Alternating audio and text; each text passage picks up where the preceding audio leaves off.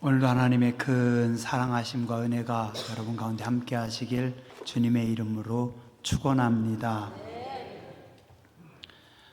마태복음 1장 23절에서 24절에 보면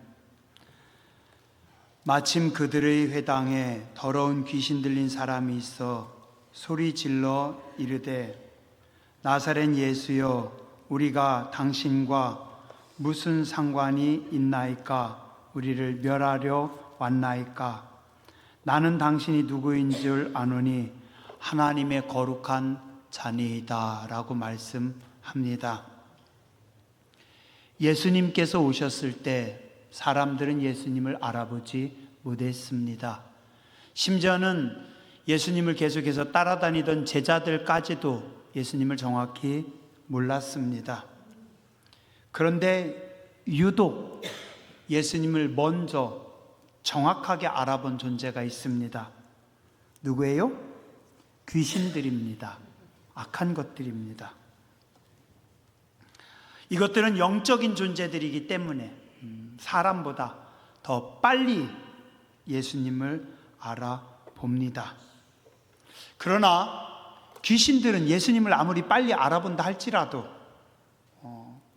그들의 알문, 그들의 지식은 아무 의미가 없습니다.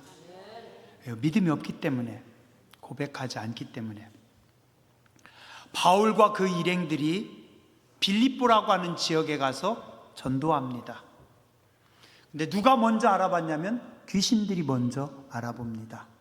그래서 한 무당이 귀신 들린 여자가 바울과 그 일행을 보면서 쫓아다니면서 소리 지릅니다. 이 사람들은 지극히 높은 하나님의 종으로서 구원의 길을 가리키는 분입니다. 정확하게 맞죠? 귀신이 정말 귀신같이 맞춥니다. 자, 그런데 아무리 바른 소리라도 미친 여자가, 귀신 들린 여자가 쫓아오면서 이들은 하나님의 사람들입니다. 하나님의 구원을 선포합니다. 계속 선포하면 행복할까요? 바울과 일행이 괴로웠습니다. 괴로웠어요. 아니, 저 여자가, 귀신 들린 사람이 계속 쫓아오면서 뒤에서 소리를 지르니. 그래서 바울이 그 여자를 향해 선포합니다. 나사렛 예수 이름으로 명하노니 더러운 귀신은 그에게서 나올지어다.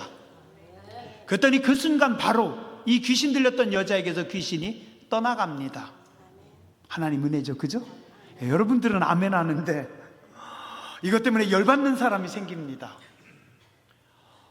신들린 사람이, 제대로 된 무당이 귀신이 떠나가요. 그럼 어떻게 되겠어요? 점을 못 치죠. 점을 못 치죠. 자, 근데 이 여자는 자기가 점쳐서 자기가 돈 버는 사람이 아니라 뒤에 포주가 있습니다. 자, 포주가 보니 귀신 들렸던 여자에게서 귀신이 떠나가면 점을 못 치잖아요. 손님이 끊깁니다. 돈이 떨어지는 겁니다. 그래서 이 포주가 열받았어요. 와서 바울과 일행을 멱살 잡아서 끌고 가서 고소해버립니다. 그로 인해서 오늘 바울과 실라는, 그 일행은 귀신 들린 여자를 고쳐주고도 고맙다 소리 한마디 못 듣고 오히려 잡혀가서 옷이 찢기고 많이 두들겨 맞고, 그리고 성경에 보니까 깊은 감옥에 가두었다라고 합니다. 그리고 그것도 모자라 손과 발에 착고를 채웁니다. 깊은 감옥에 들어간다라는 것은 일반 죄수들이 받는 거 아닙니다. 좀 무거운 중죄인들을 깊은 감옥에 가둡니다. 그리고 감옥에 갇혀도 손과 발에 착고를 채우진 않아요. 그거는 사형수나 무기징역수 아니면 흉악범들만 그렇게 하는데, 아니, 전도하다가 귀신 쫓아내줬다고 사람을 그렇게 두들겨 패고 감옥에 가둬요? 아마도 그 포주들이 그 지역에서 좀 힘을 쓰는 사람이거나 아니면 뭔가 권력과의 깊은 유착이 있는 겁니다.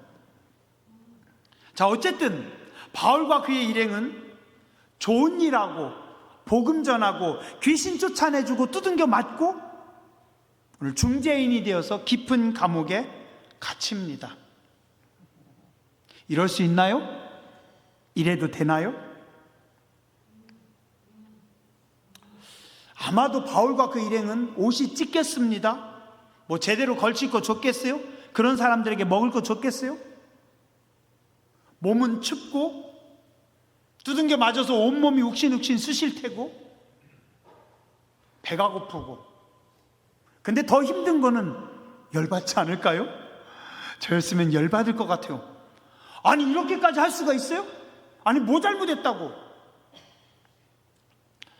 자, 또한 이 빌립보라고 하는 지역은 사도 바울이 2차 전도 여정의 첫 번째 성입니다.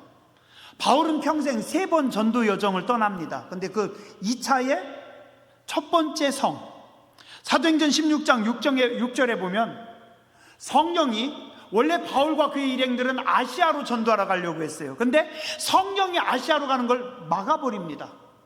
하나님 뜻 아닌가? 그럼 이쪽으로 가야지. 그랬더니 예수의 영이 또 막습니다. 이상하다. 근데 그날 밤에 이쪽에서 마게도니아 지역에서 꿈의 환상 가운데 바울 일행을 부릅니다. 하나님 뜻인가 보다 해서 마게도니아 지역으로 들어갔고, 그 마게도니아 지역의 첫 번째 성이 빌립보입니다. 자, 그러면 하나님께서 인도하신 거잖아요. 하나님께서 우리의 걸음을 일로 인도하셨습니다. 이쪽으로 가려고 했는데 성령님께서 막으시고, 이쪽으로 가려는데 예수의 영이 막으시고, 하나님께서 이쪽으로 인도하셨는데 그곳에 가서 귀신 쫓아내주는 것까진 좋았는데 두들겨 맞고 깊은 감옥에 갇히는 겁니다. 어떤 느낌일까요? 아마 제 생각에 웬만한 분들은 그때 이렇게 말하지 않을까요? 오늘 이 길은 하나님 뜻이 아닌가 보구나. 전도가 하나님 뜻이 아닌 거 아니야? 나는 전도의 은사가 없구나. 어쩐지 처음부터 막히고 힘들더라. 그냥 다시 안디옥으로 돌아가서 그냥 안디옥 교회나 잘 섬겨야 되겠다. 마귀가 막는다고 무너지지 마시기 바랍니다. 주저앉지 마시기 바랍니다. 전도하다가 걸렸다고, 전도하다가 욕먹는다고, 죄일 하다가 막혔다고 성도는 주저앉는 거 아닙니다. 갈라디아서 6장 9절에 말씀합니다. 우리가 선을 행하되 낙심하지 말지니 포기하지 아니하면 때가 이르매 거두리라. 부흥에는 항상 분열과 박해가 따라옵니다. 그러나 성도는 예수님의 이름으로 싸워야 되고 예수님의 이름으로 넘어가는 겁니다. 이제 영적 전쟁이 시작됐습니다. 따라하시죠. 이제 시작인데 이 정도 가지고 뭘 기도하고 찬송만 하면 다 됩니다. 옆에 분에게 가르치세요. 걱정 마세요. 이제 시작입니다. 25절 보세요.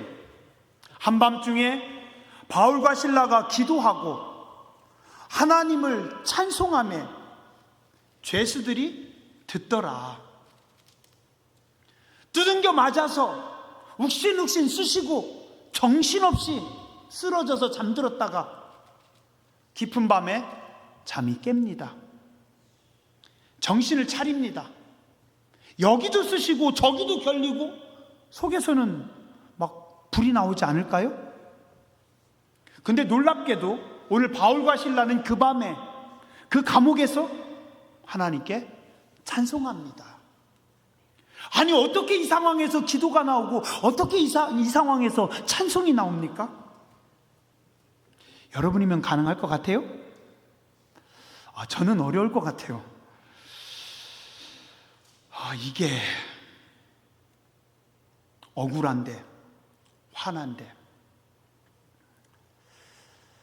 자, 그리고요 그 뒤에 제가 다 읽진 않았어요. 37절에 보면 그 다음날 바울 일행이 관원들에게 이렇게 이야기합니다. 로마 사람인 우리를 재판도 없이 사람들 앞에서 때리고 감옥에 가두는 것이 옳은 일이냐? 바울이 따집니다. 바울은 누구였냐면 로마 시민권을 가지고 있는 사람입니다.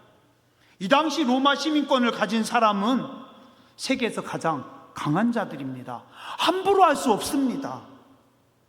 자, 그러면 여러분들 생각해 보세요. 어제 전도하다가 잡혔을 때, 어제 매를 맞을 때, 어제 감옥에 갇힐 때, 그때 내 속에 있는 로마 시민권 딱 꺼내면 관원들이 함부로 할 수 있어요?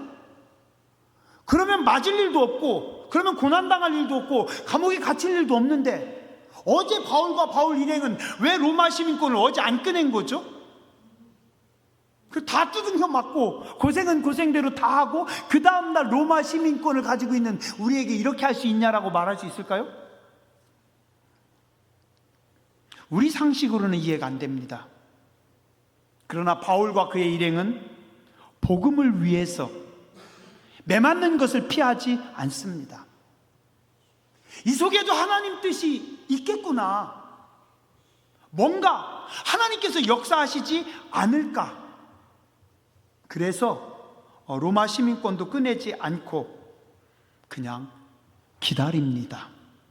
바울과 실라는 모든 힘든 상황과 여건 속에서도 하나님을 믿었습니다.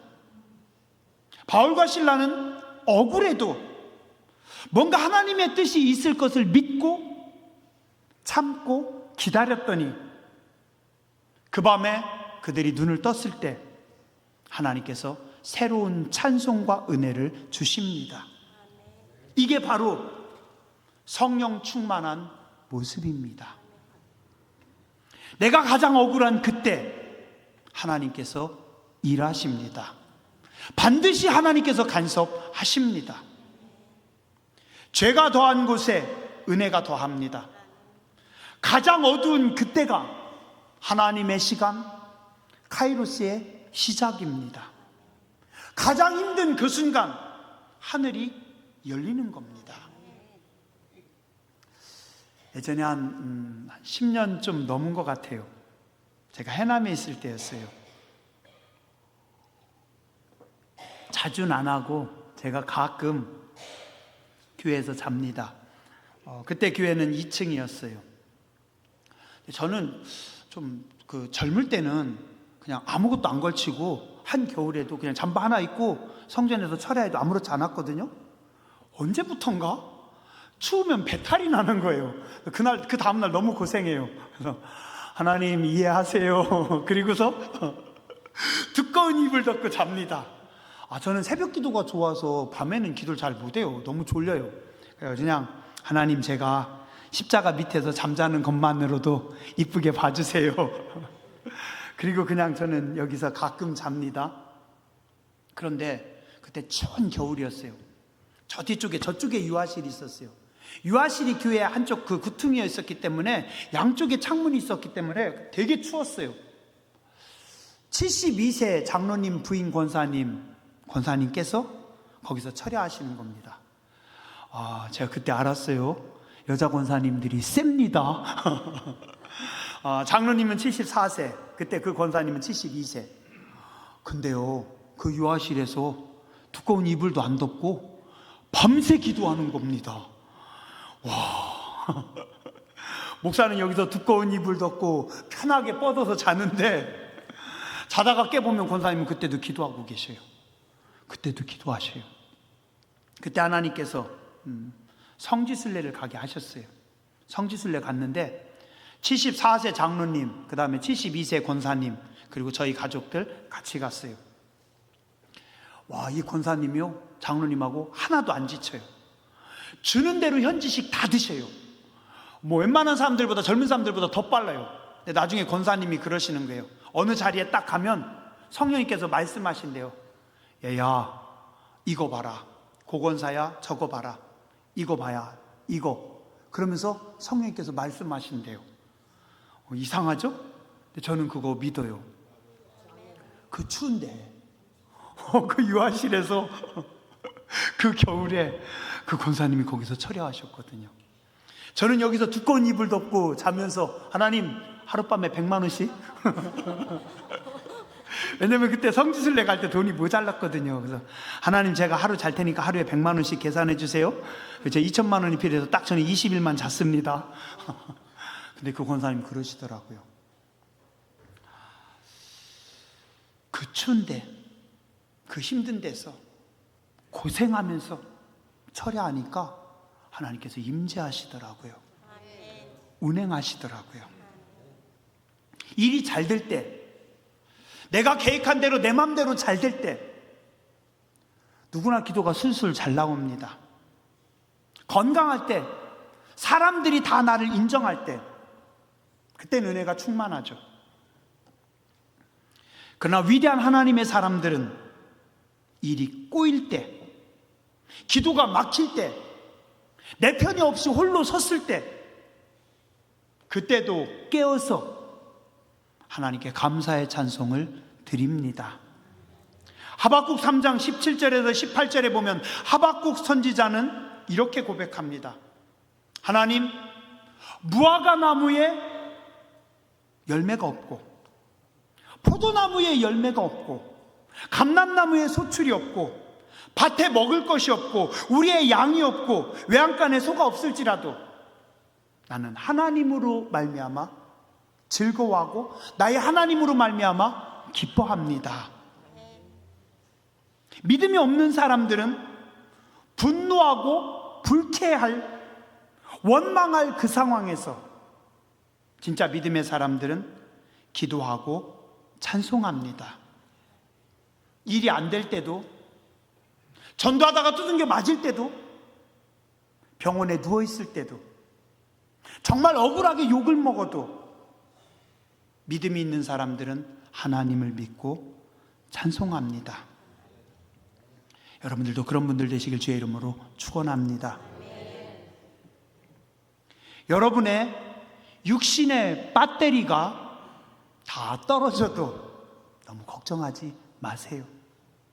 하나님께서 하늘의 은혜로 채워주십니다.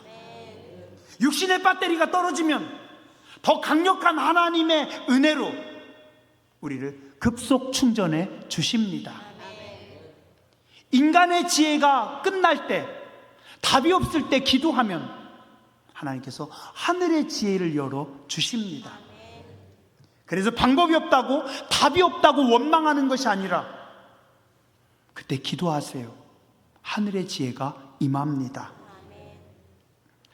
마태복음 5장 10절에서 12절에 보면 예수님은 팔복의 마지막 완성을 말씀하십니다. 의를 위하여 핍박을 받는 자는 복이 있나니 천국이 저희 것임이라. 나를 인하여 너희를 욕하고 핍박하고 거짓으로 너희를 거슬러 모든 악한 말을 할 때는 너희에게 복이 있나니 기뻐하고 즐거워하라. 하늘에서 너희 상이 크미니라. 너희 전에 있던 선지자들도 이같이 핍박하였느니라. 성도가 주님을 위해서 희생하고 헌신할 때 하나님은 그곳에서 하늘의 문을 여십니다.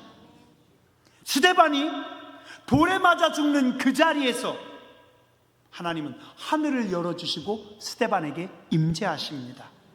오늘 바울과 실라는 매를 맞고 손과 발에 착고가 차이고 가장 깊은 감옥에 있었지만 하나님은 그곳에 임재하시고 그들의 감사와 찬송을 받으시고 하늘문을 열어주십니다. 그들의 몸은 땅에 있었지만, 육신은 감옥에 있었지만 그들의 마음은 하늘에, 그들의 시선은 하나님께 집중되어 있었습니다. 오늘 우리도 사도 바울처럼 하나님의 임재 안에 거해야 되고, 이것이 바로 찬송이고 예배입니다. 바울과 실라에게는 세상이 줄 수 없는 평안함, 진짜 능력이 있었습니다. 몸은 비록 감옥에 있었지만 그들의 마음은 하늘의 은혜로 가득 찼습니다. 바울과 실라가 상식이 없는 사람입니까?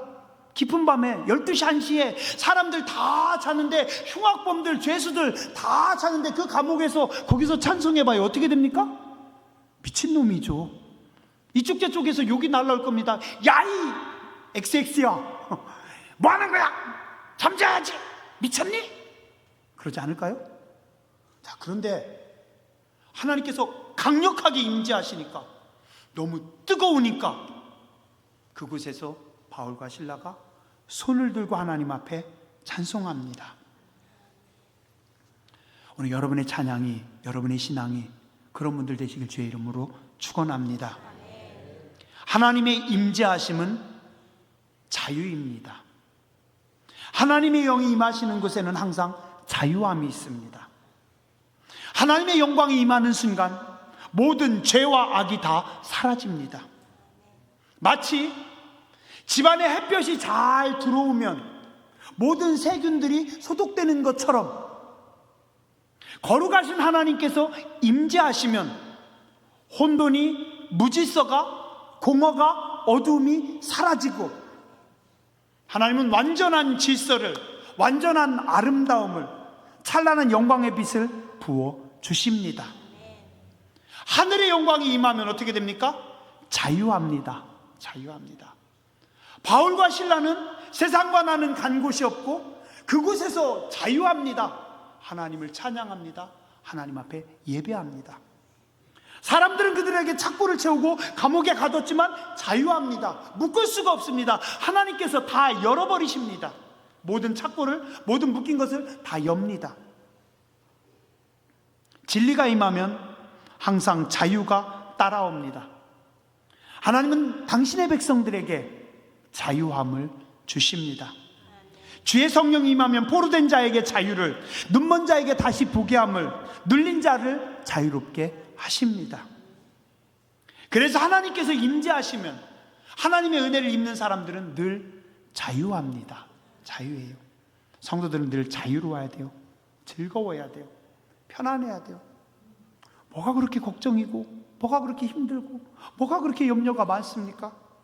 하나님의 은혜가 임하면 하나님은 우리에게 자유를 주시는 줄 믿습니다.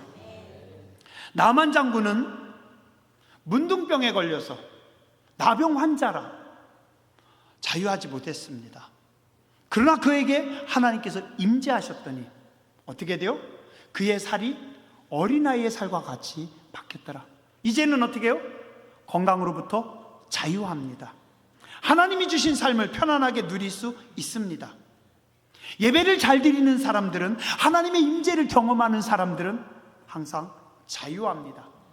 모든 얽매이는 것에서 자유합니다. 죄에서, 어둠에서, 악한 것에서, 세상의 것들에게서 자유합니다.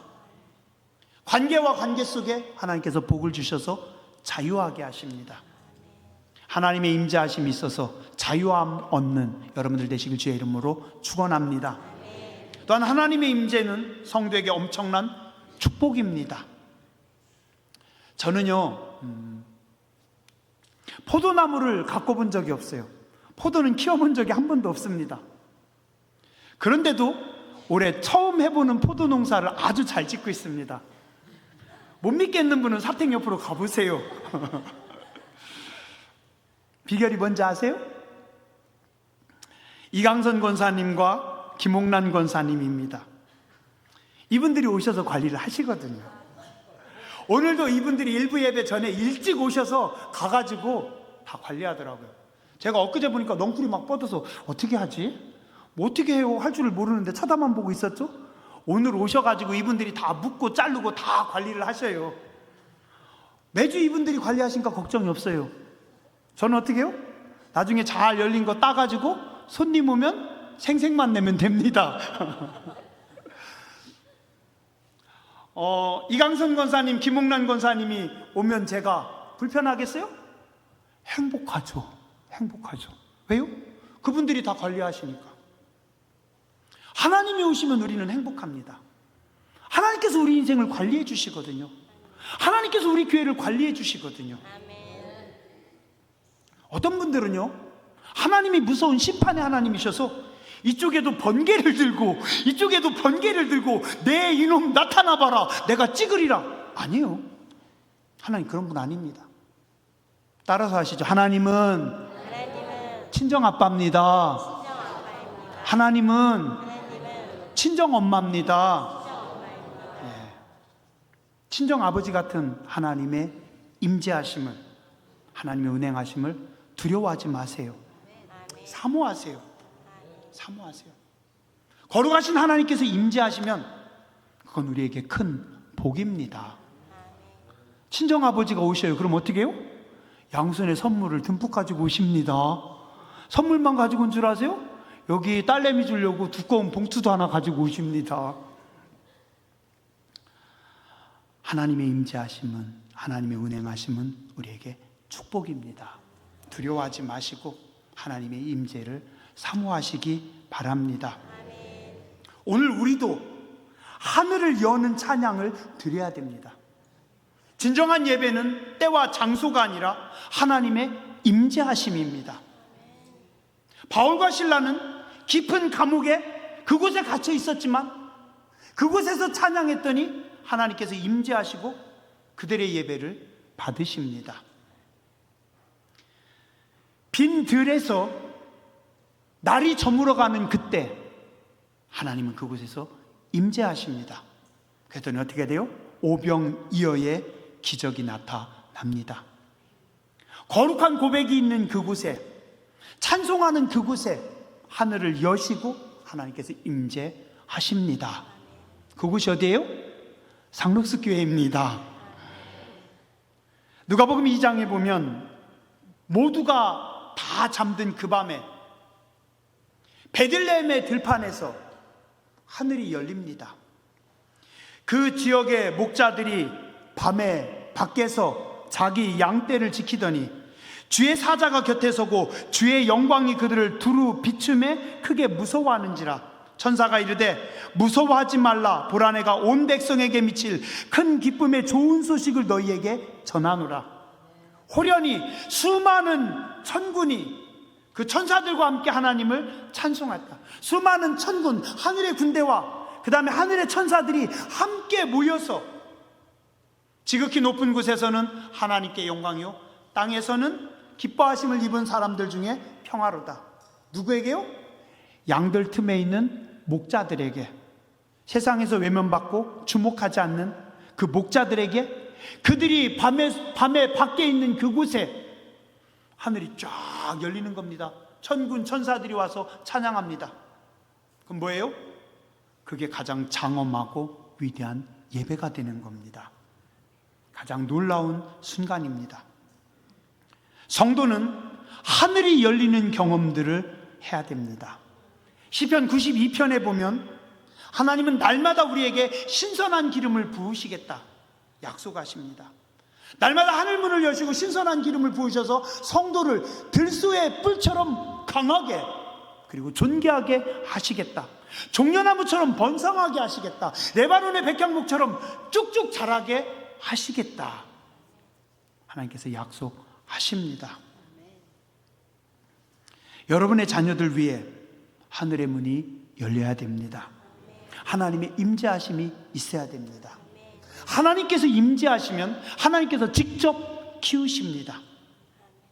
어려서부터 성전에 바쳐진 아이 사무엘은 그 성전에서 봉사할 때 그 어린 나이에도 하늘이 열립니다. 하나님께서 임재하십니다. 하나님은 들판에서 양떼를 지키면서 그곳에서 찬송하는 다윗에게 하늘문을 여시고 임재하십니다.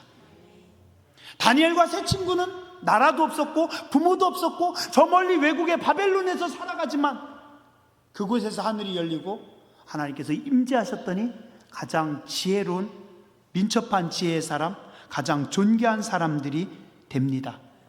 바로 그들이 서 있는 그 바벨론 땅 위에 하늘이 열리고 하나님께서 임재하십니다. 여러분의 자녀들이 가는 그곳에 하늘이 열리고 거룩한 임재가 있기를 주님의 이름으로 축원합니다. 우리는 하나님의 시간을 알 수 없습니다.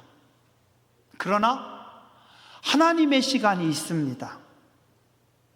그래서 우리는 그 하나님의 시간, 하나님의 임재하심을 사모하며 기다려야 됩니다. 예전에 제가 존경하는 한 선배 목사님이 계셨어요. 부흥에 초대해가지고 그 목사님이 오셔서 집회를 했어요. 서울에서 몇천 명 교회 담임 목사님이신데 집회를 10번 했어요. 제가 주일 저녁부터 수요일 저녁까지 꽉 차게 다 해달라고. 근데 이 목사님이요, 10번 중에 첫 번째 시간 빼고 9번을 안수기도 하는 거예요. 저도 따라다니면서 같이 안수했죠. 근데 이때 그 목사님이 저한테 뭐라고 했는지 알아요?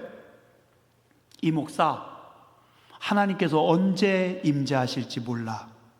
그래서 매 순간 안수기도 해. 제가 그 말씀이 이렇게 가슴에 새겨졌어요. 그 다음부터는 그래요. 하나님께서 언제 임재하실지, 언제 만지실지는 모르지만 하나님의 임재하심을 사모하며 안수하고 예배하고 기도합니다. 정말 놀라운 게요, 그 부흥회 때 하나님께서 기름 부으셔가지고 젊은 권사님들이 부흥회 끝나고 나니까 새벽 기도를 다 나오더라고요. 그럴 줄 알았어요. 우리 친구 한 명 빼고는 아멘도 안 해. 자기들 부흥회 새벽 기도 끌어낼까봐. 그죠? 한 번 더 묻고 싶은데 어떤 장로님은요, 일이 많아요. 운전을 많이 하셨어요. 그런데 너무 피곤해가지고 일이 많을 땐 일철에는 새벽기도를 못 나오셨어요. 이 장로님이 그 부흥회 때 하나님께서 임재하시고 만지셨어요. 그래서 저녁에 집에서 잠을 자려고 딱 누우면 머리 딱 눕히는 순간 그냥 깊은 수면 모드로 쫙 들어간대요. 새벽까지 한 번도 안 깼는데요. 그전에는 항상 깼는데. 그래서 새벽에 딱 깨가지고 새벽 기도를 잘 나오시는 거예요. 그 집회 후에 장로님이 새벽 기도를 한 번도 안 빠지시는 거예요. 하나도 안 피곤하대요.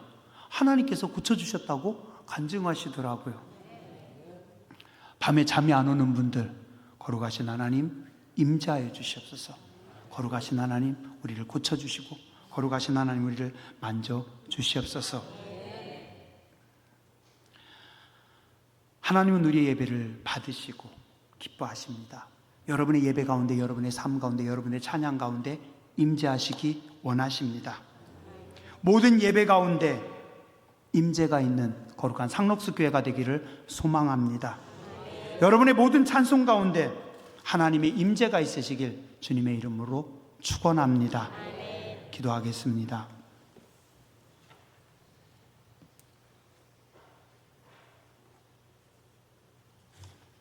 자비하신 하나님, 저희는 너무 철이 없을 때가 많이 있습니다.